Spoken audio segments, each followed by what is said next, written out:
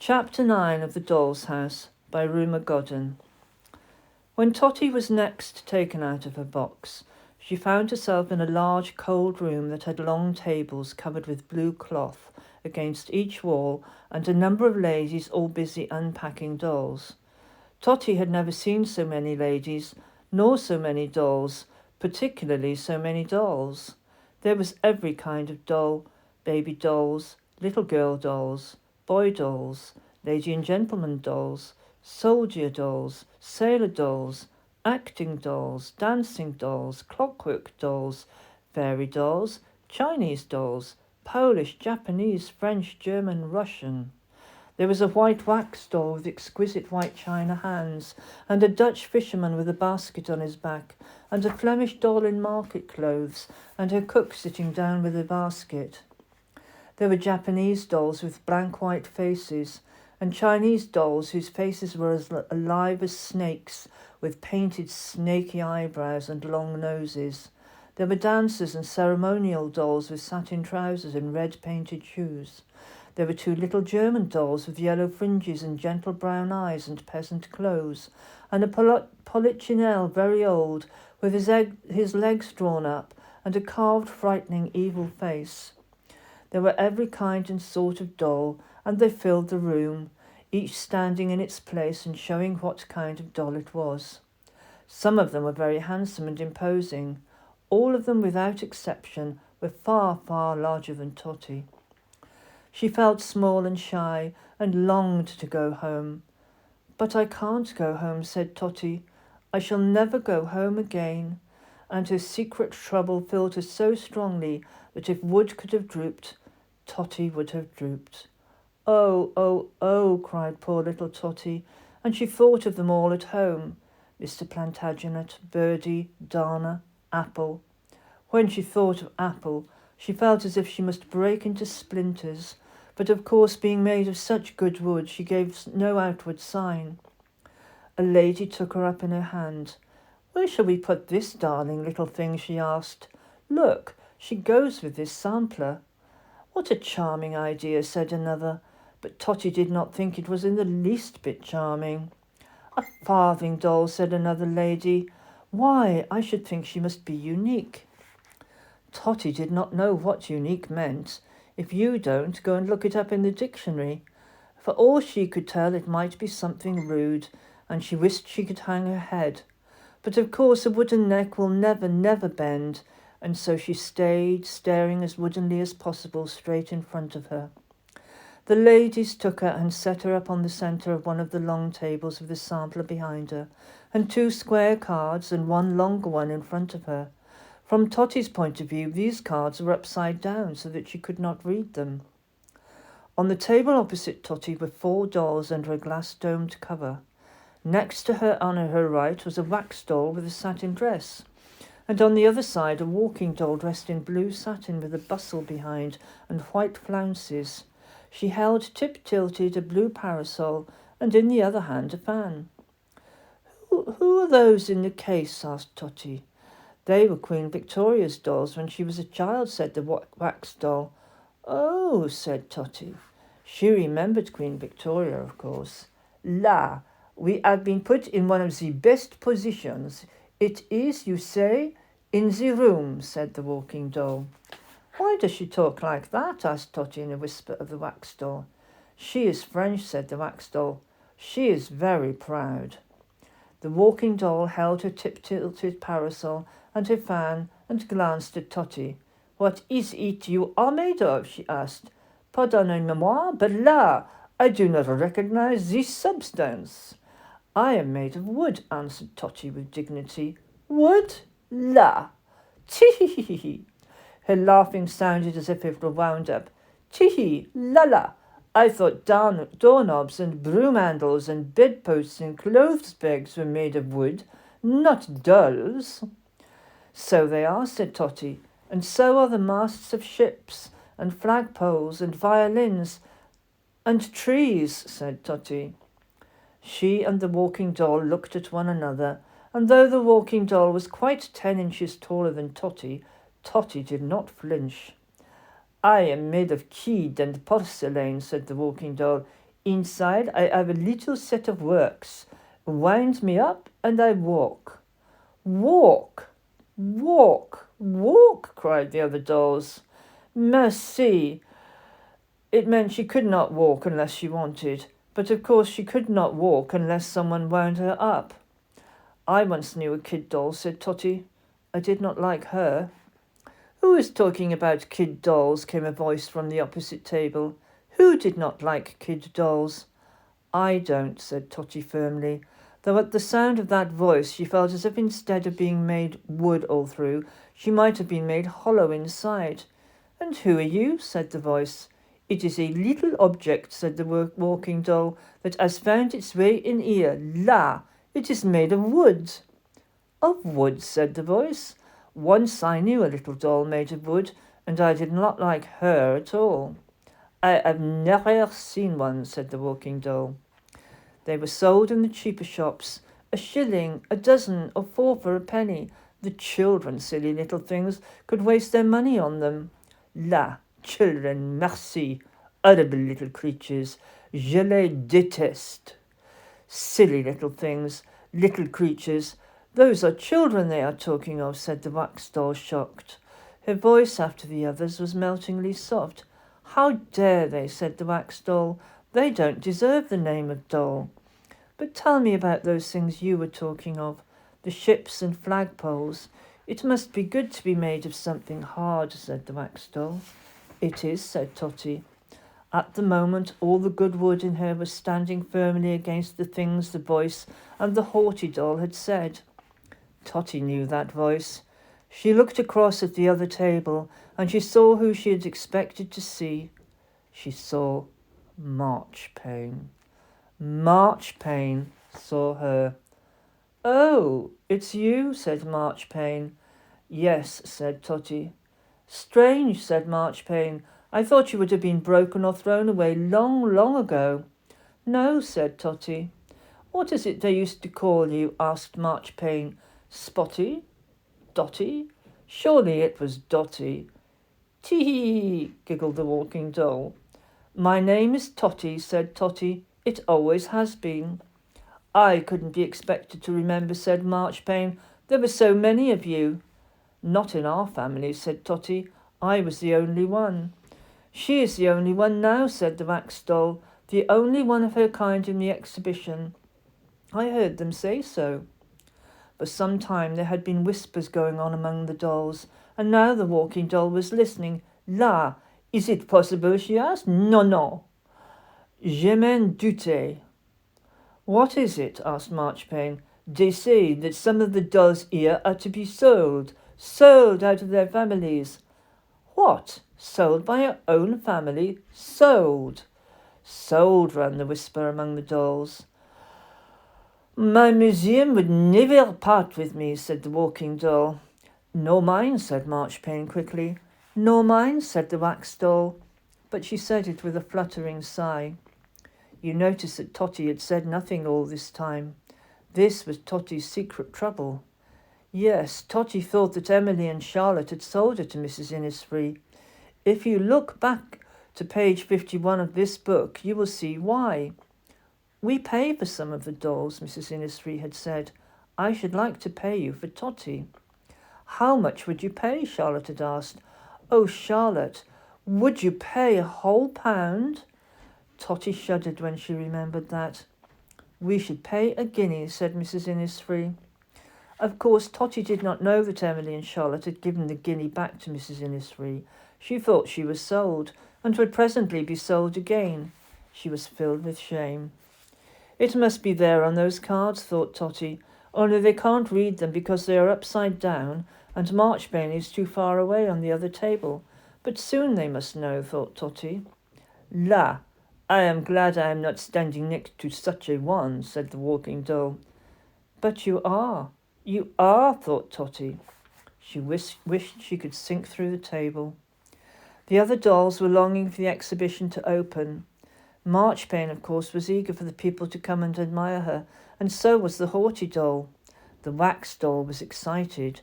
She had been packed away in a box so long. Do you think there will be any children? Asked the wax doll with longing in her voice. Children? I hope not, said Marchpane. I hope they will not touch, said the haughty doll.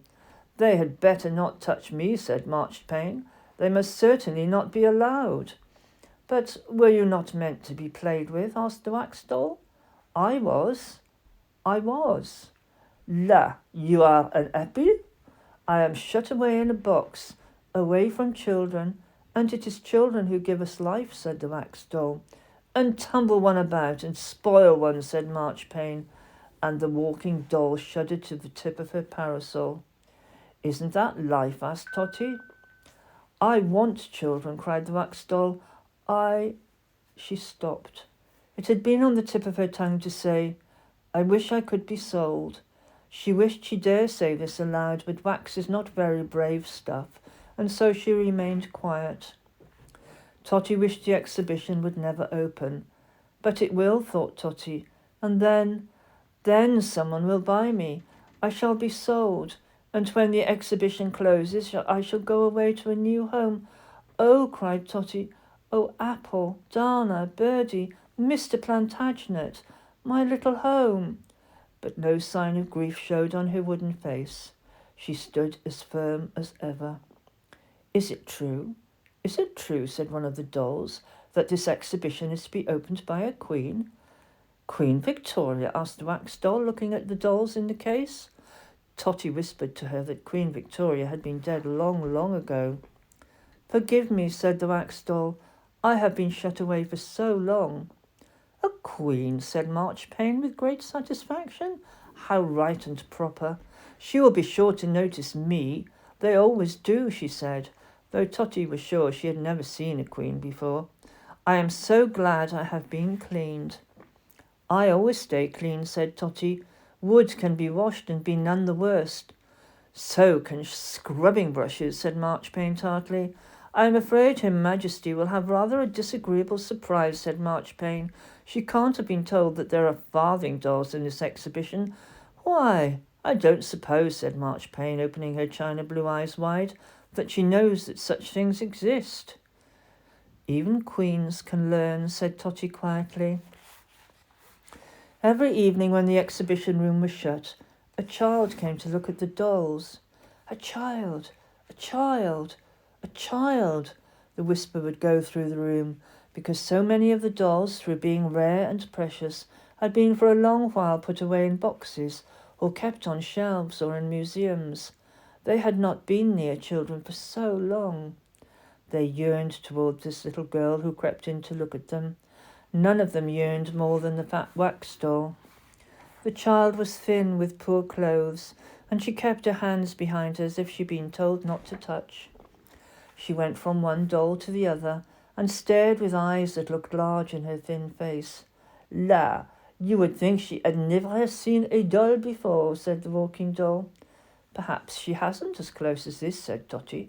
Dolls are scarce now, and very expensive. Quite right. They should never be given to children to be played with, said Marchpane. The wax doll looked at the child as if her heart would melt. Little darling, she said, how good she is, how gentle. See, she doesn't even touch. At that moment the child took one hand from behind her back and stretched it out to the wax doll, and with a finger very gently touched her satin dress. The wax doll trembled with pleasure from head to toe. After that the child came most often to look at the wax doll. I believe she is the caretaker's child, said Marchpane. She is my child, breathed the wax doll. Now the day came for the exhibition to be open. By 11 o'clock everything was dusted and ready. The ladies were waiting, the dolls were waiting, and a great number of other ladies and gentlemen and a few children, invited guests, were waiting. Marchpane and the haughty doll were preening their necks to hold them to the greatest advantage, and setting off their dresses. The wax doll was looking at the children, and thinking they were not as good as the caretaker's child. Totty stood dreading and fearing the moment when someone would buy her, and her secret must be told. The exhibition ladies kept coming along the tables, and shifting and tidying what was arranged and neat already, and putting straight what was straight before. I do wish they wouldn't, sighed Totty. They are showing us every attention, naturally, said Marchpane. We are very important, at least, she corrected herself. Some of us are. I don't like attention, said Totty, who had been dusted and flicked with a feather broom and stood up and down until she felt giddy. There was a stir, a pause. The Queen had come. Presently they heard her voice. The Queen's voice was as clear, her words as distinct as separate drops of water. Clear and cool. Clear and cool. Totty had heard that about water once, and the Queen's voice sounded to her like that. I have great pleasure in declaring this exhibition open, said the Queen's voice, and there was an immediate clapping of hands. Why are they clapping? Asked the wax doll. They are clapping us, of course, said Marchpane. They are clapping the Queen, said Totty. Now the ladies and gentlemen following the Queen, who was attended by the ladies of the exhibition and her own lady-in-waiting, began to come down the tables looking at the dolls.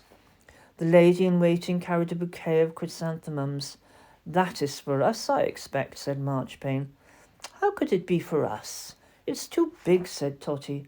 But by now Marchpane was so far gone in conceit that nothing looked big to her. But she isn't wearing a crown, said the wax doll, disappointed. She only wears a crown when she goes to Parliament and places like that, said Totty, who had learned about kings and queens when her little girls from great-grandmother down to Charlotte learned their history. She has the most elegant hat with grey feathers, said Marchpane. I shall have one copied for myself. Shh! She is coming this way. La, I am nervous, said the working doll. She did not feel well. The wax doll trembled, but the people thought it was their footsteps shaking the room. Totty remained woodenly staring in front of her. On the Queen came, stopping, looking, touching, this doll or that, asking questions. Then she stopped directly in front of Marchpane, as Marchpane had known she would. What a beautiful little doll, said the Queen. Surely she is the smallest in the exhibition. Now in Marchpane's ears the Queen could not have asked a more unfortunate question. Marchpane was not the smallest doll in the exhibition. Totty was, and Marchpane hated her for that. She almost cracked her china as she heard Mrs. Innisfree say, There is one even smaller, ma'am, this little farthing doll, and saw the Queen turn away to Totty. Oh, said the Queen, oh, I used to play with wooden dolls like this when I was a little girl. A queen with wooden dolls? How very surprising, said the other dolls. Marchpane said nothing. She was afraid she really would crack if she did. I haven't seen one for years and years, said the Queen. My nurse used to buy them for me. And then she asked the very question Totty was dreading to hear. Is she for sale? Asked the Queen. Every knot and grain in Totty hardened as she waited for the answer to come. Whispers ran up and down among the dolls. I should like to buy her if she is, said the Queen. Birdie, Emily, Charlotte, Mr. Plantagenet, Apple, Dana, Apple, goodbye, whispered Totty. She wished she could close her eyes to shut out the faces, but naturally she had to keep them woodenly open. But what was this that Mrs. Innisfree was saying? I'm afraid not, ma'am, said Mrs. Innisfree. She isn't for sale. She is the very dear possession of two little girls, and she pointed to the card. The Queen picked up the cards and read them out. Sampler, worked by a little girl in 1846. Farthing doll dressed by the same little girl in 1846. Lent by her great-granddaughters Emily and Charlotte Dane in 1946. Of course, said the Queen. She must be a great treasure. May I look at her? And Totty was picked up in the pale grey glove of the Queen, who examined her and examined her clothes. Dear little thing, said the Queen, and gave Totty back to Mrs. Innisfree and passed on down the tables. My dear, you have had a success fou, said the haughty doll. Totty did not ask what a success fou was. For the first time her wood felt weak, bending, and then one of the ladies ran forward with a cry. Oh dear, she said, the little farthing doll has fallen over. and rolled down right off the table. Chapter 10 of The Doll's House by Rumer Godden. Totty was not hurt. Such happiness flowed through her that she felt as though the sap of her tree had risen in her wood, as it once had every spring, and was running through her. Totty is happy because the Queen wanted to buy her, said the other dolls. She is happy because the Queen couldn't buy her, Totty could have corrected them. But what was it all about? Asked Totty. Emily and Charlotte must have had a change of heart. That was as near as Totty ever came to understanding the truth, and it was very near the truth. God bless the Queen, said Totty. God bless the Queen. But Marchpane was bitterly jealous.